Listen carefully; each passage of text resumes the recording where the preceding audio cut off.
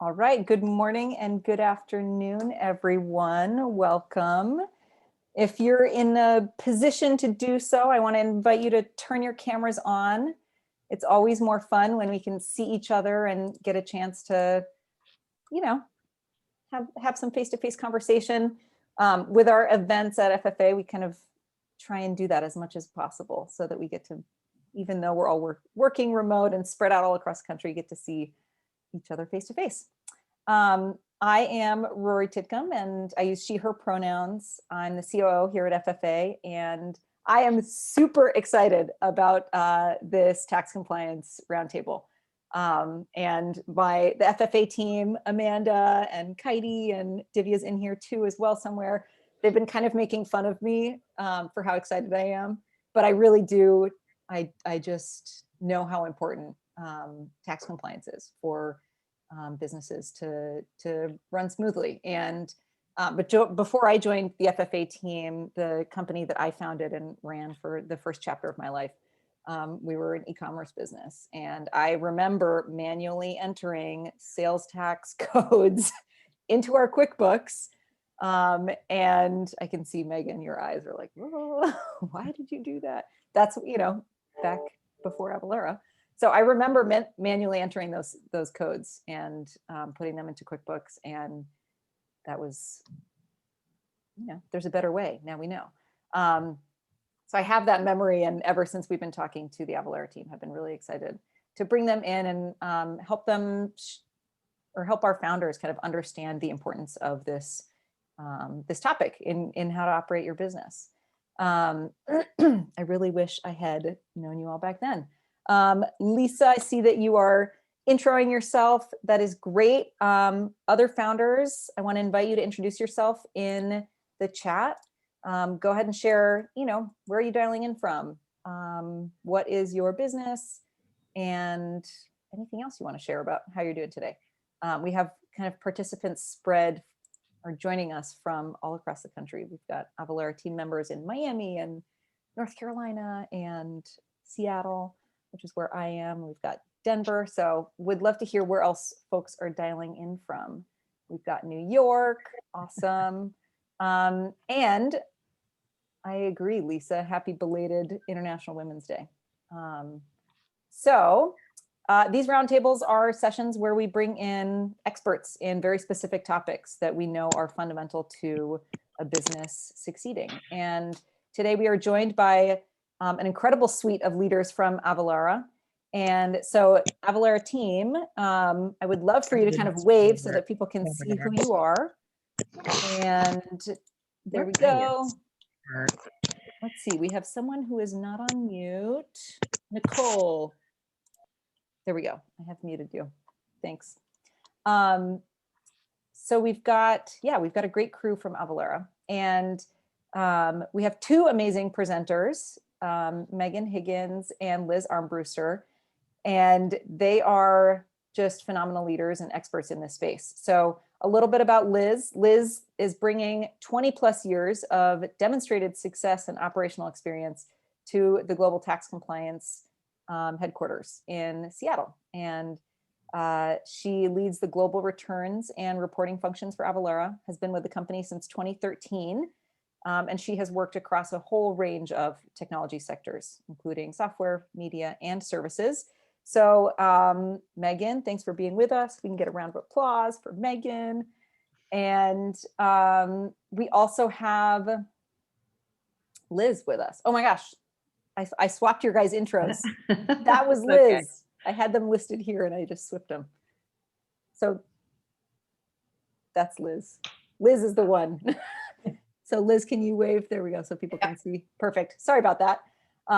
So Megan is the VP and General Manager of e-commerce and marketplaces at Avalara. And she leads the business development team for the global e-commerce and online marketplace businesses. And she also has deep experience in leading teams and developing and executing on strategic initiatives. So I am so thrilled to have you both joining us. I'm going to hand the mic over to Megan and Liz at this point, who are going to share slides and take us through kind of everything startups need to know about tax compliance. So thanks for being with us, Megan and Liz. Rory, thank you so much. Great to be here with all of you. I am really excited to talk with all of you today about everybody's favorite topic, right? It's tax. I mean, who doesn't want to talk about tax? But equally important, of course, where automation is available to help you manage the crazy complexity that is the tax world that all of us here at Avalara live in. So who has got slide control? Because I am not seeing slides yet. I think I do. So let me start it now. Okay. Okay.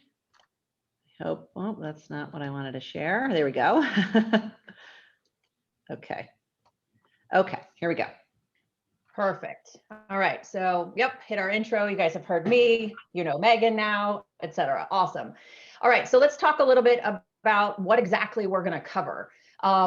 We want to talk about how this partnership, of course, came to be between Avalara and Female Founders Alliance, why we believe it will provide a critical service to, you know, all of you as fast-growing startups. We're also going to cover the ins and outs of sales tax and all the major impacts that it can have on each one of your businesses. And last, we're going to wrap up by leaving you with some tips, some best practices for sales tax management, so you can walk away feeling prepared to master what sometimes feels like that really daunting challenge posed by tax compliance. We're going to first, of course, touch on that partnership with FFA and how we got here today. So Megan, let me turn it over to you and touch on that point if you would. Awesome. Thanks, Liz. And awesome to be here today. Thanks, everybody. And thank you, Rory and team, for the time and opportunity. So just a bit of background on why we partnered. You know, if you think about Avalara and the customers that we help handle the burden of tax compliance today, we work with customers of all sizes, from one-person startups to large enterprise customers, but we're all solving ultimately the same problem, which is the burden of tax compliance and those obligations, and trying to maintain consistency around how you do that without burdening all your time, which, you know, as a founding company, your time is so valuable and so precious. And so if you think about the growth trajectory, the complexity of having to understand what's involved in tax and the nuances around that, which we'll spend a lot of time here talking about today, is overwhelming. And so that's where Avalara can really help. And so we're thrilled and excited for our partnership and being able to really create this Avalara for Startups program, which helps to address how you can add, you know, simple tools and services to address all that burden and that complexity with a few instantiations of some software. Perfect. Okay. So I think it's back to me. Back to you. So, you know, Meg, you're exactly right. I mean, when I think about exactly what you just said, the time allotment that you have to focus on growing your business, creating revenue, creating opportunity, going out to new customers, like nowhere in the top of that list is tax. But yet every business has to spend time and resources managing tax. They don't want to, but they have to. It is just, you know, it's one of those compliance obligations that every business has to deal with. And the important part to remember, of course, is that, you know, spending that time really adds nothing to the bottom line, but getting it wrong can really have a significant cost impact. And of course, impacting your customers as well. And nobody wants that. So, you know, creating that risk and creating a risk to your business and to customer experience, of course, can be problematic. But the fact is, there is an opportunity to do it well, to do it right. And that's really what we want to share with you today. So we're going to talk a little bit about, you know, just kind of the lay of the land with regard to the current tax landscape. And sales tax, when you think about it from a state's perspective, is the primary source of revenue for 27 states across the US. And that means that they have a significant focus on it. They want to ensure that businesses are doing it right. And, you know, when they're not, they take the effort to go and ensure that you are being compliant very seriously. And where the complexity around sales tax starts is in fact at that state level. States govern their own sales tax rates and rules, and they often vary. In fact, they do at not just the state level, but at every single level down, whether that's county, city, special taxing jurisdiction, et cetera. They vary widely. States love to enforce their own ability to create what's right for them. And when you look state to state, that doesn't necessarily mean they do it the same way. From a business perspective, of course, that means that you've got to stay on top of all of those unique rates and rules and boundaries, because while the underlying tenet of sales tax seems relatively straightforward, it's in the how they do it that creates the complexity. So if we move to the next slide, Meg, I think, as you look at this map in front of you, as I said, some states rely much more heavily on sales tax than others do.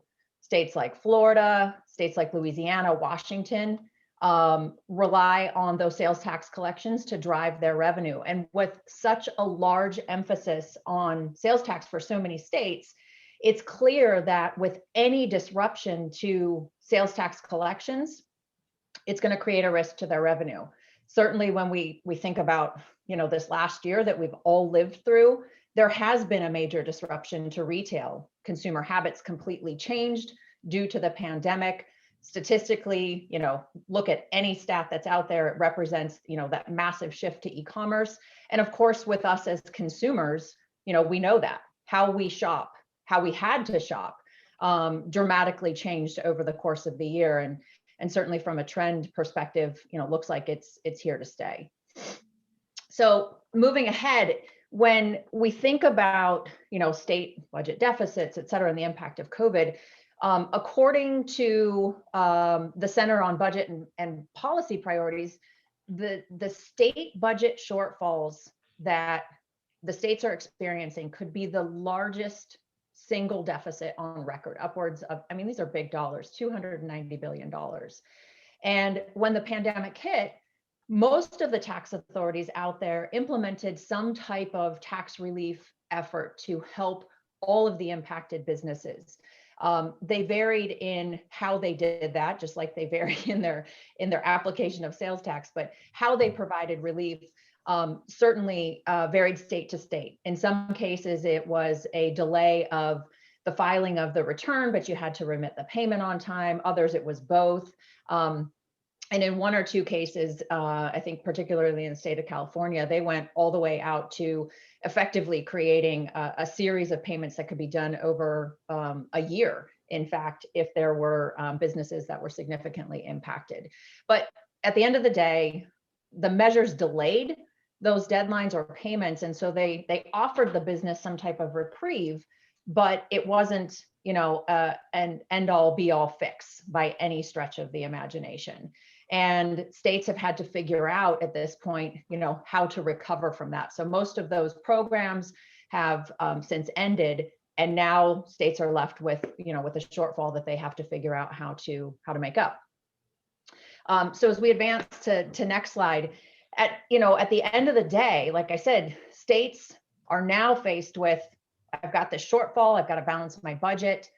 All of their sales tax collections, if they had put them on pause for any portion of a business or a sector, an industry, et cetera, had to resume.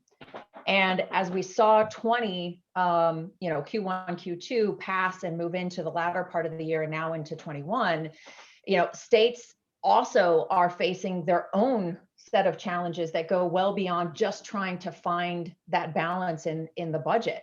So due to shortfalls and due to losses created by the economic burden of the pandemic, states have begun to prioritize effort to figure out how to get that money back, right?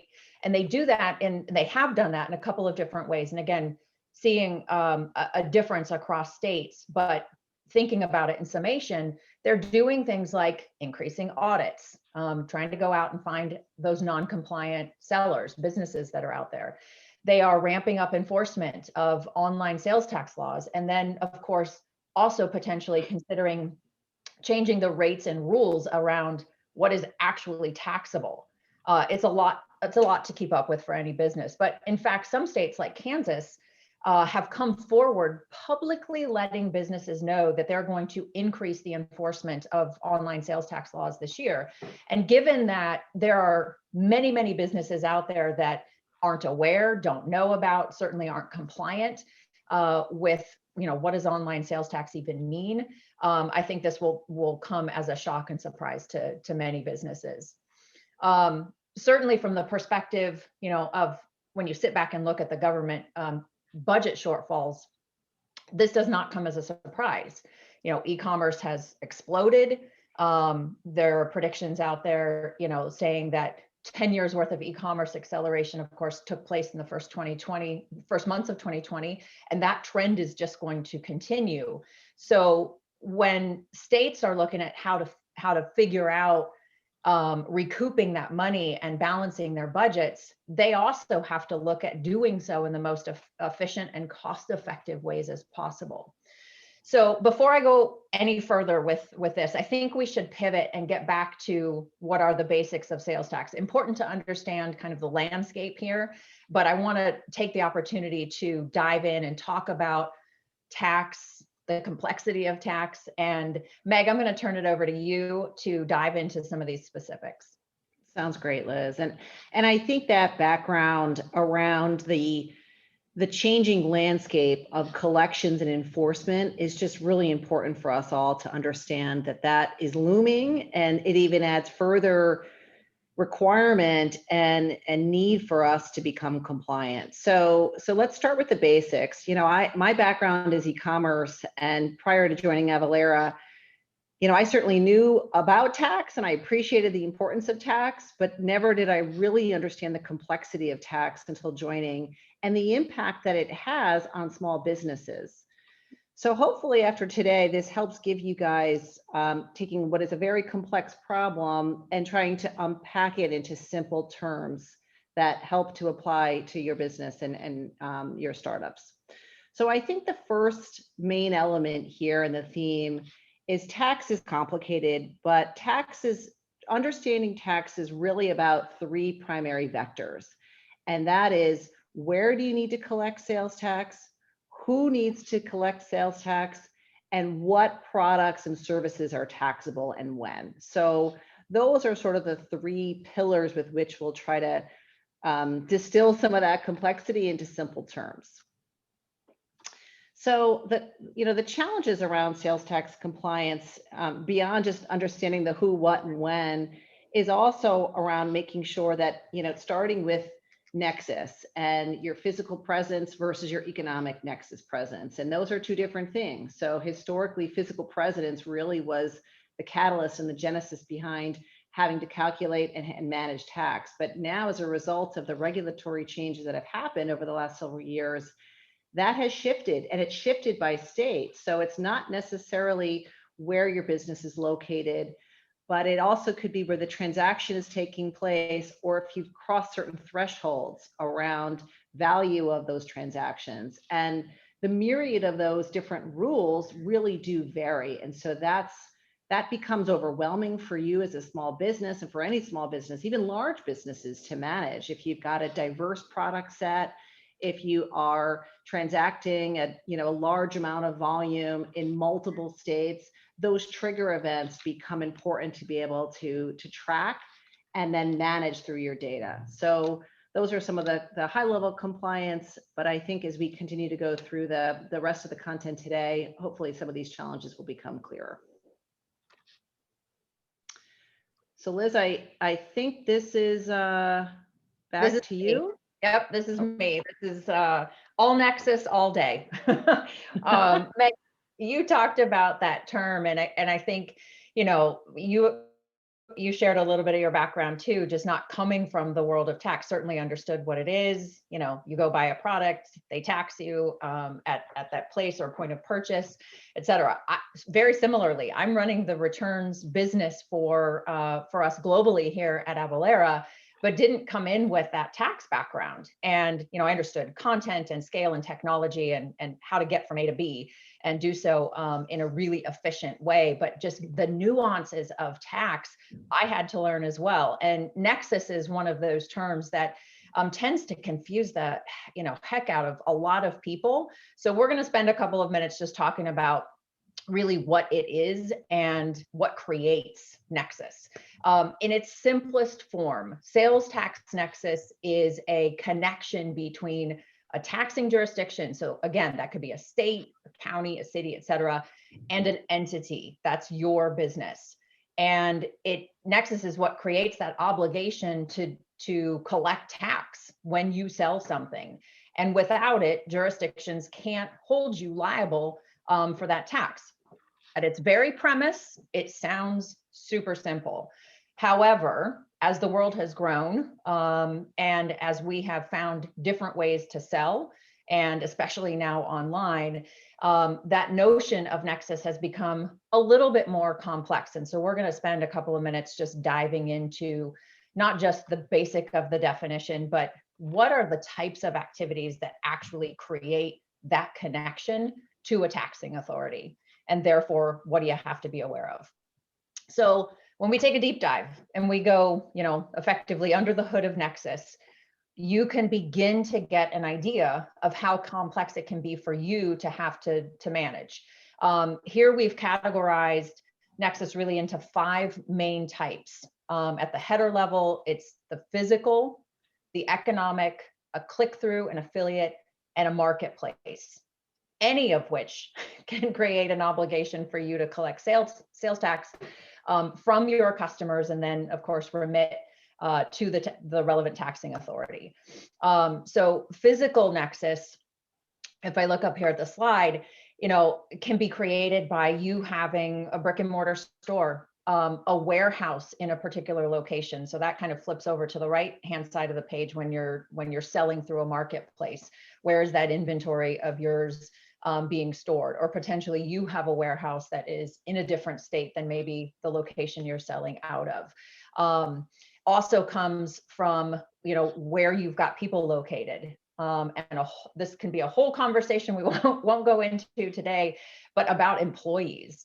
And because we've got employees at this point in time working everywhere and maybe in a different location than where their home residence is, that employee location actually could be creating Nexus for a business as well. Now, I'll rest assured for a moment here that many governments have set that definition of Nexus aside while we're working through the pandemic. But just a note for you all of you that it is something to certainly be aware of. Number 2, from an economic Nexus perspective, you all may or may not be aware of, for the tax geeks out here, we certainly know this very well. But in 2018, there was a Supreme Court decision that effectively added this definition, economic Nexus, to the handful of types of Nexus that can be created between a business and taxing authority. And it was effectively the decision happened because of our shift to e-commerce and how we sell. And where you might recall several years ago, you could purchase something online from a seller and not be taxed for that. The government said, hey, no way, I want my piece of the pie too. So we're going to ensure that we can collect what's due to us based on where oftentimes those consumers are located. And so there is typically a methodology that a state will employ that is based on a volume of sales or based on a gross amount that you sell into a particular state. And you're going to hear Meg and I say this. The most famous words in tax are "it depends." And so, as we said, every tax jurisdiction likes to do it a little bit different. So what might be right for one state in Washington may not be right for how Massachusetts chooses to employ economic Nexus. But largely, you can think about it from a gross sales or a number of transactions that you're doing into a particular state. So I'm going to blaze through kind of the next two, the click through. When you've got an in-state referral agent, that could potentially create that obligation to collect and remit tax as well. Affiliate Nexus, if a retailer has a substantial interest in a retailer that's selling similar line of products in a state, that could as well. But the marketplace one, and this is where, Meg's expertise really comes to play here.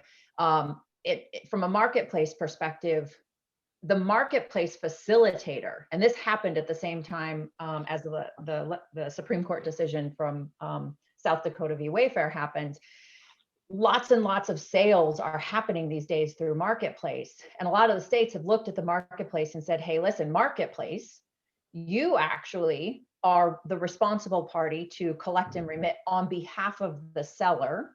So from a seller's perspective, okay, that's great. They're managing that for me. However, those transactions that happen on that marketplace may trigger Nexus for you. Most likely will trigger Nexus for you. And you may not be, from a data perspective, keeping track to the same degree that you would be through another e-commerce channel or through a brick and mortar store, but yet need to be, because it's the aggregate of those sales that happen for you as a business that can trigger Nexus. So that's one element of it. The flip side of that is those sales that happen through marketplace, again, collection and remittance is being taken care of by the marketplace, but you also have to know what your aggregate, your sales are. And that has to be reported on the tax report, the return that you file with the state. And so it becomes a data aggregation, collection, and management task that you have to do with regard to that downstream activity once you're ready to file your tax return on a month-to-month basis. So as you can see, this definition of Nexus gets to be a little hairy, gets to be a little bit complex. And the notion of, again, kind of the list of activities, and Meg, if you want to jump ahead for me, I think on this slide gives you a lot of what I just talked about. And in short, what I want you to take away from this is the list of activities that can create Nexus is rapidly growing. You might look at this and identify, yes, for some things that I do in a particular state, and no. But the notion of understanding what can generate, what can create that connection for you in each and every taxing authority is important for you to understand. And as we get into, an omni-channel kind of environment, there are, it seems like, a growing number of opportunities where a business can create that connection between, the business and the state. So that's okay. You can jump ahead. Okay. I talked a little bit, obviously, about, South Dakota v. Wayfair and what impact that had on states and businesses everywhere. But effectively, the takeaway from that is that, yes, it made it possible for states to collect sales tax on remote sales that were made in the state, regardless of whether the prior definition of Nexus, that physical presence, existed or not. And fast forward from June of 2018 to today, of the 45 states that have a sales tax, there are 5, the nomad states, that don't. But of the 43 plus District of Columbia, of the 45, 43 have created some type of economic nexus legislation. And Florida, Missouri, the 2 holdouts, have presented potential legislation this year, likely to implement, especially given, of course, the shift that we've all seen to e-commerce, and both states are saying, yes, I want my piece of the pie as well. The other thing, as I said, the economic nexus has created clear complexity for you as a business to try to understand all the places that you sell and does my activity create it or not. But the states also have looked at this as an opportunity to put forth Wayfair legislation and kind of see how it works with the economic activity that's happening in their state. And some states have actually modified their legislation. And by modify, I mean bring those thresholds down. So it's not a one and done. It's something that has to be continually monitored for you as a business, because maybe where you didn't meet an economic nexus threshold last year, some of those states have changed and lowered their threshold. And in fact, I think, Meg, if you go to the next slide, we start to talk a little bit, about what these economic nexus thresholds look like on a per state basis. And so, again, you can see not everybody does it the same way. Some are looking at taxable sales, some are an and or statement with the number of transactions that you have. And then there's Kansas, where they just actually made it really easy and said, everybody's in. There's no thresholds. If you're selling into the state, you are going to trigger Nexus for us. Not great from I have to do work and be compliant standpoint, but at least that if you're selling in that state, you've got a Nexus obligation. There are a couple states, and I would just mention that do have current legislation, to be considered right now, where they would lower their threshold. So just something to keep in mind. Okay, so we've broken kind of Nexus apart into its requisite pieces. And Meg, I want to turn it back over to you to talk a little bit about, okay, we have all this great information now. I'm kind of getting a sense of what might I have to do to understand if I've got this obligation or not. Now what? What do I do? Exactly, Liz. Well, I think that was a really important grounding around Nexus, because all roads ultimately originate with understanding your obligations. And that's the beginning point, that for these 5 steps, it really originates with, what do I have to do, and when do I have to do it, and where do I have to do it? So if you think about the journey of compliance, the simplest way to think about it is in 5 steps, which is understanding those obligations, where do you have to collect, and on what products and when, making sure that you're registered. So if you do cross those thresholds of Nexus that Liz went through, registering in the jurisdictions and aligning to those requirements for registration, which we'll go into a little bit about.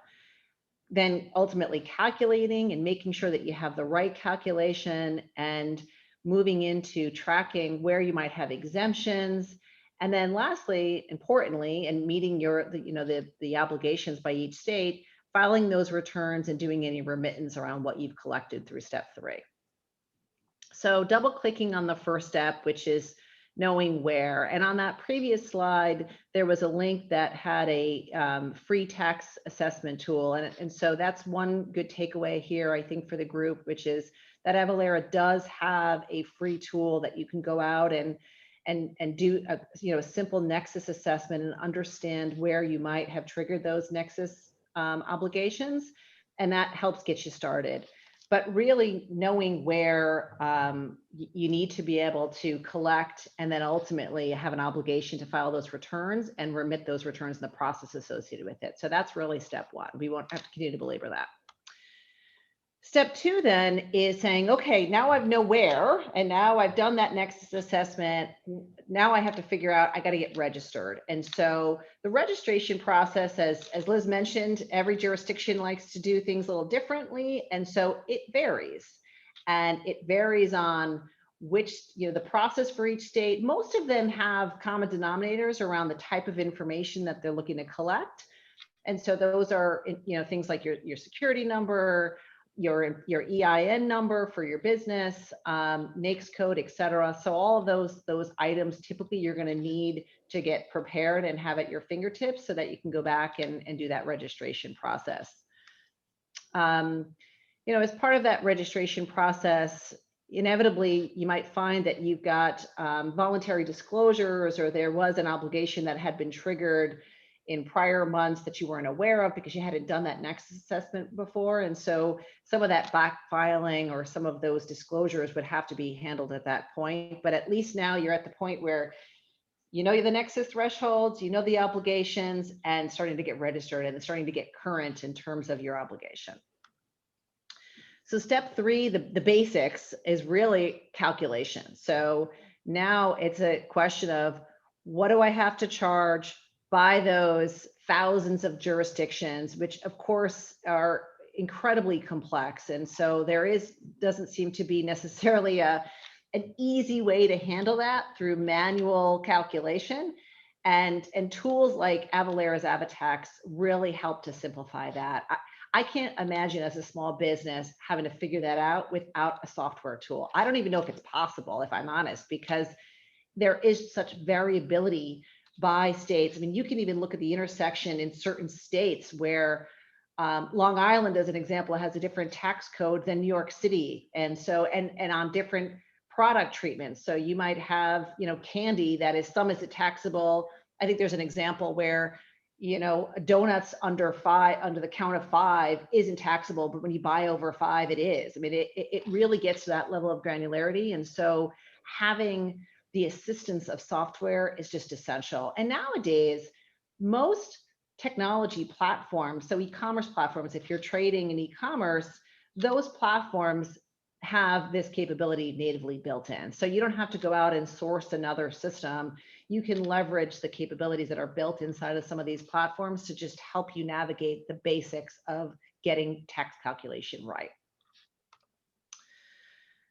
Here's that example that I was just mentioning. The list goes on and on. I think these are some of the basics examples, but it's really amazing when you start to understand why and when you should start to collect tax, and beyond the nexus element to the equation, just understanding taxability rules, you can compound that complexity. So I'm going to pick up a little bit of speed here. So on the 4th step here is tracking your exemptions and making sure that not only are you accounting for those exemptions, but also managing them. So if you think about what is an exemption, exemptions could be if you are a B2B transaction, if you ultimately intend on reselling that product, if any of those items are for nonprofit, those would ultimately trigger an exemption where tax count isn't applicable on that particular transaction. But being able to have the appropriate documentation to ensure that you can satisfy the downstream requirement for validating that exemption is really important. And so figuring out what those exemptions are, creating the exemption certificates. And so there's a whole certificate management process associated with tracking and accounting for those exemptions, and then storing those exemption certificates. All of that is part of this exemption process that you can layer into the equation of compliance journey. Lastly, here is the remittance and the filing of your tax return. So you've done all that hard work of figuring out your obligations, you've accounted for collecting the right amount of tax, you now have the tax distribution in your accounts conceivably. And so now it's time to figure out, how do I do my filing and how do I do that remittance? And so those filings and some of the timelines associated with that, and that's where Liz is a genius around this, and her team do this for thousands of our customers and hundreds of thousands of returns every month. And so it's really it's a amazing effort that her team does. And it's not immaterial in terms of the amount of work and complexity associated with that. Yeah, it's one of those opportunities where, we can help you as a business because, like Meg said, with all the work that you just did, right, to just even determine, do I have an obligation down through getting the tax right? And now you've got it sitting here and you've got a deadline looming. As much as I said, and Meg said, states like to change their minds, they change their rules, there's a lot of content to manage. Well, guess what, guys? They do that on forms as well. And they do that with the filing cycle that you have. It would be so simple in tax if it was a one and done. It's never a one and done. So this is one of those just awesome opportunities where you can consider what automation can do for you.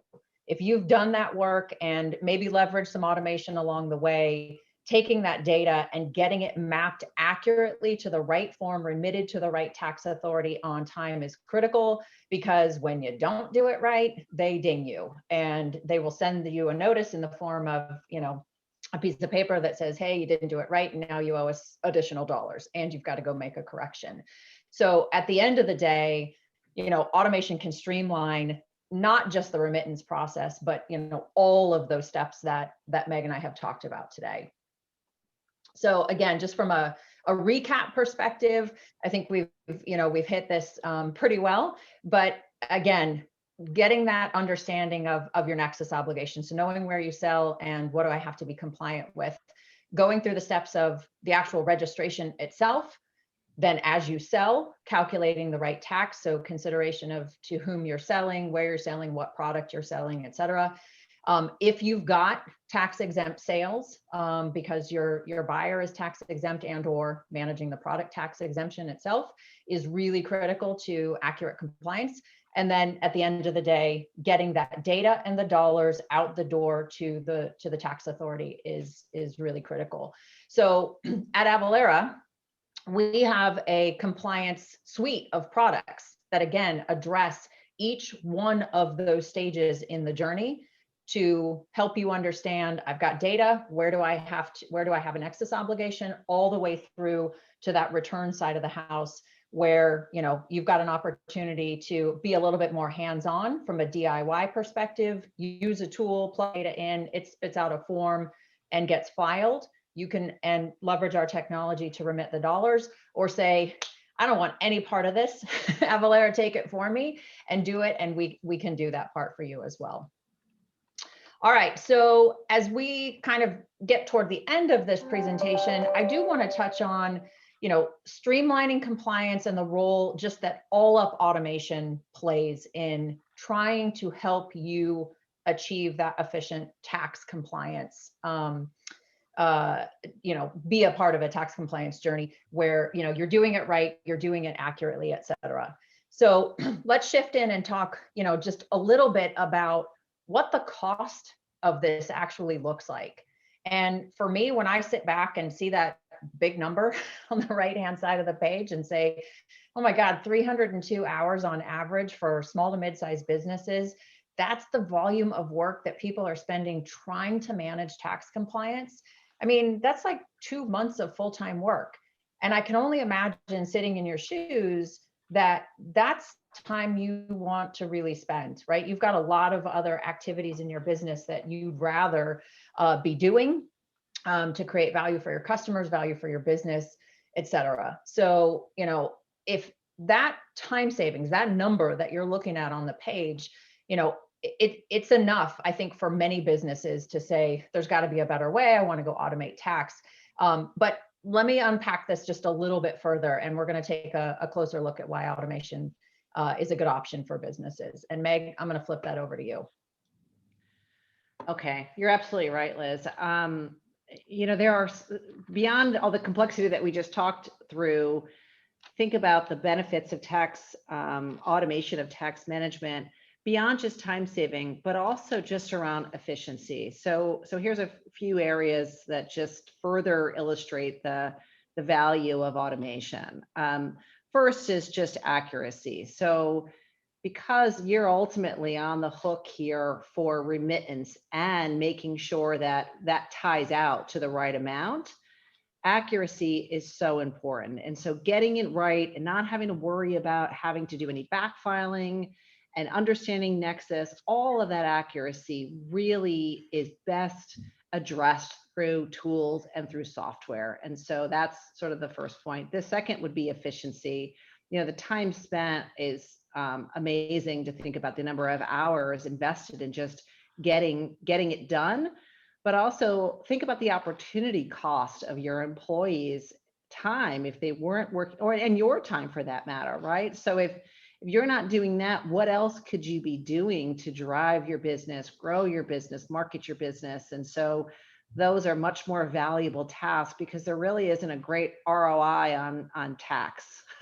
It's just, you have to do it. It's just a foundational requirement for doing business, but it doesn't give you a lot of benefit for return on your time. And so being able to leverage automation, I think just in an, you know, efficiency for me would rise to the top.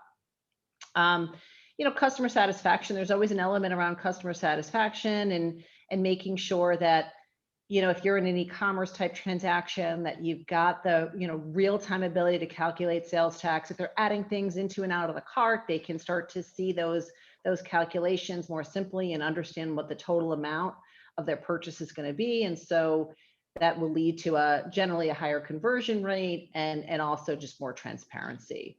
Certainly on risk management, you know, making sure that you get taxes right. I think, you know, any business would want to be sure that they're doing it right the first time, that they're de-risking any inaccuracies for their business, and not having to go back and revisit decisions that were made, 3-4 months prior around what was calculated and what was remitted.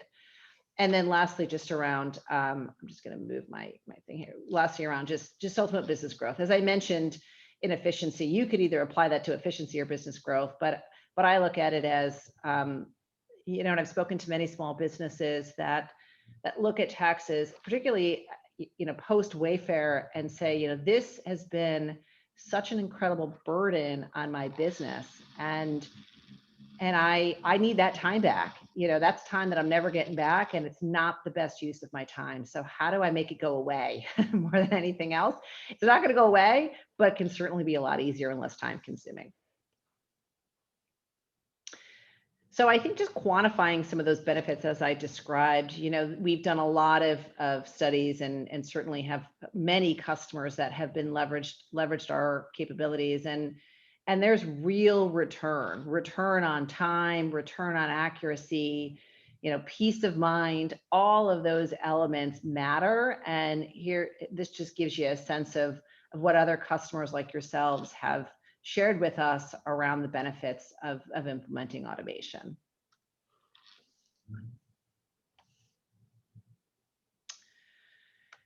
So here's our tax suite.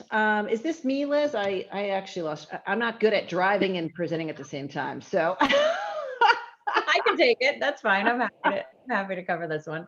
Okay. So as Meg just said, when you think about the benefits, the real realized benefits, the peace of mind that you also get, we think about where we have our products can plug in and play to help alleviate that stress, that anxiety, really try to get tax right and make it not such a burden on your business. I think about narrowing down that process of, hey, I got to figure out whether I have Nexus, all the way out to I've got to, remit what I've collected and get a return prepared. We can really kind of narrow that down into 3 key tax compliance processes. That is getting the calculation right, managing the exemption, and then processing that return. And we, as a company, think about this also from a data perspective. This is really a data-driven process where, it's inbound information that needs to process through the journey and then come out the other side and ultimately end up at a taxing authority. And why I mention data is because you, in your transaction systems, right, that's where that data lives. And so as we built this platform and these products specifically to help you in these areas, we also built integrations and partnered with over 1,000 signed partners now today that integrate squarely where that data lives. So across e-commerce, ERP, billing systems, et cetera, to make that connection really easy. And that means that, effectively you can flip that switch for tax compliance management and then be on your way to, getting back to doing things that add value to your business as opposed to having to manage the complexity of tax. I wanted to touch on one other thing, Meg, if you could jump just to the next slide. One other thing we haven't talked about specifically for sales tax is the Streamlined sales tax program. This is basically an opportunity for free sales tax service. And I know free is a trigger word for everybody. So, if interested, we can talk a lot more about what this might look like for you. But effectively, this was a simplification model that got put in place across 24 states that, offer qualifying businesses access to free sales tax services, from the actual tax calculation all the way out to the remittance side of that. Avalara is a certified provider for this program, and it again effectively makes it simple for the business. It actually also makes it much simpler for Avalara. If you guys might recall earlier in this conversation, we talked about the fact that every state likes to do it different. Well, 24 states actually got together and said, we're going to do it the same way. And so fantastic from an efficiency perspective, and also fantastic from a business's perspective, where you have an opportunity to figure out how to do this, actually in this case for free, and much more simply than in the other states that you may have a compliance obligation. So with that, I will wrap up. It concludes our presentation for today. I'd like to turn it back over to our friends here at the Female Founders Alliance, and first of all say thank you, and maybe see if there's any questions that you have for me or Meg. Thank you, Liz. Thank you, Meg. I learned a lot. Really appreciate all of that info. Founders, if you have questions, go ahead and drop them in the chat. And I know there's one, I had one specific one that came directly to me that is around Kickstarter campaigns. So I think this is a consumer product company that is doing a Kickstarter campaign. So they're going to be delivering a product later down the road. And so the question is, how do you handle sales tax in that situation? So Kickstarter is technically a marketplace. So first, I think we would follow that same flow around understanding obligations and making sure you're looking at your own data to say, if my Kickstarter campaign is concentrated in a particular state, if it's going to go across multiple states, then Kickstarter should be calculating and collecting the tax on your behalf, but you still have to make sure that you're aggregating those transactions back into your business and you understand what might have triggered any nexus threshold as a result of that Kickstarter campaign. So if it's wildly successful across multiple states, you likely have further obligations that now affect your broader business beyond just that campaign and those sales. Got it. Anything, Liz, you would add further to that? No, I think that's spot on. Again, I'll throw those two famous words out there. It depends. Yeah. So true. But yes, I think the basic premise as you outlined it, Meg, is right on. Okay. And then this is not a question that has come in live, but you guys didn't talk at all about kind of international implications. And I think there are some founders in the audience who do have international sales. So I know that's not a 1 minute answer likely, but is there kind of a top level summary you could give us around how to manage international sales? I think take everything you just learned and then add some more, which is now you have to consider cross-border customs duties, tax in that capacity. You also now might be dealing with a different tax regime. Potentially, if you're into Europe, obviously you're dealing with value-added tax. And very similarly, you're going to have to understand what the obligations there are based on who you're selling to, where you're selling, et cetera, how you're selling through, right? So that might be a marketplace consideration again. But the underpinning of all of that, do I have an obligation? How do I calculate? What do I have to manage? And then how do I get that data and the payment out to the taxing authority? All of that still applies. That's right. That's right. The one maybe benefit about cross-border e-commerce is if you are using a carrier to ultimately ship those products, and depending upon your threshold, so back to it depends, many times you can leverage the carrier to sort of streamline some of those requirements. So the carriers will be able to submit the documentation for you. They'll remit the tax if you collected it, or that tax might be on the burden of the end consumer, depending upon what method you chose. But there are a lot of nuances with cross-border e-commerce for sure, and you can layer that in as even more things that you need to think about if you open up your business to international consumers. Yeah. Okay, that's great. I think we should pause here so that we can all end on time with the questions. But I think founders, y'all have noticed that Jamie and Kelly have been in the chat, and they have set up sign up opportunities for folks to kind of take your questions directly to them.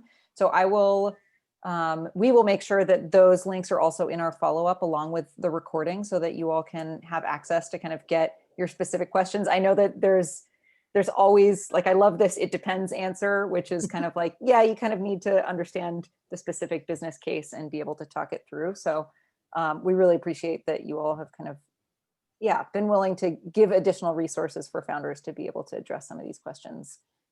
Right. Yeah, one-on-one.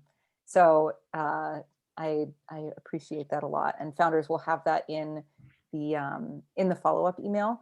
And in closing, I just want to, say thank you to Liz, to Megan, and to the rest of the Avalara team. We've got Jeff and Rachel and Kelly and Jamie. Thanks for being here with us.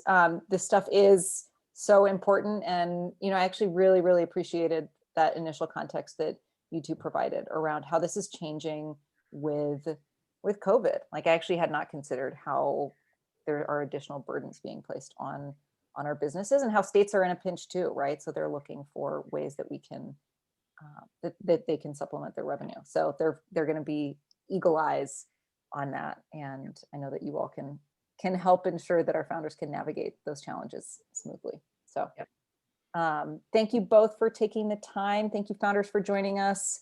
And we'll send the recording and these links out over email. So Great. Thank you, Rory. so much. Yep. All right. Thanks, Bye. everybody. Take care. Bye-bye.